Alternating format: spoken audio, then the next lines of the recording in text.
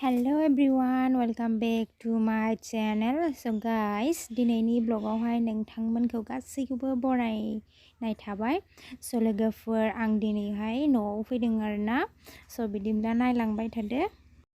लोगोफोर ब्लगखौ माने आङो लामा ससेनिफ्रायसो लानाय जाबाय आरोना. थेवब्लाबो नायलांबाय थादो. नै मालाय सासेयाबो बिखुनजोनि न'आव थांनो मोनगोनखाय जि खुसिखा लाजाखाया. So लोगोफोर थ'दो बिदिब्ला जोंजों लोगोसे जोंनि गामियाव. नै लामाया बहुद बाला आरोना बेयावहाय आं ओंखारनो नागिरदोंमोन खिन्थु सासेया ओंखारनो होदिया. सिगांबो आङो स्कुटि सालायनायावहाय गोलैखांबाय दै बे बालाबारियावहाय.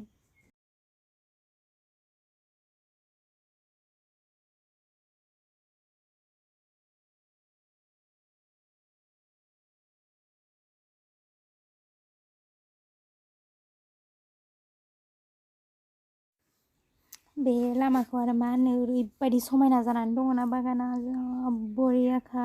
बे बागानानो जाहैबाय दिरिं बागान.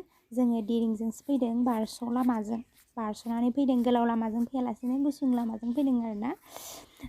ओरैबायदि मोजां जानानै दङना बुंनोनो नाङा आरो.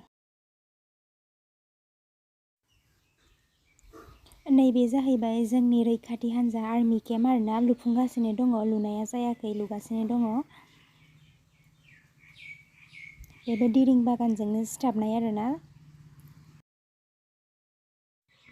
नैबे जाहैबाय जोंनि बुधबार बाजार. सबबो मिथिखादोंआनो, नुनानै सिनायदों. बहुत मोजां नांबाय जायगाखौ नुनानै, गावनि जायगा ना. नैबे इउएन आवहाय जोङो हाबबोबाय, दसे हाबदों आरोना लोगोआ फन खालामनायखाय दसे हाबबाय.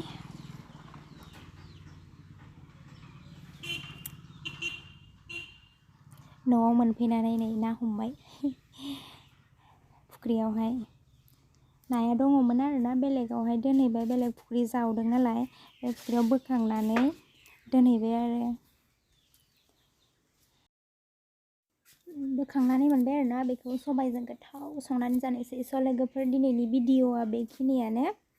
नेक्स्ट भिडिअ'आवहाय लोगो मोनफिनगोन.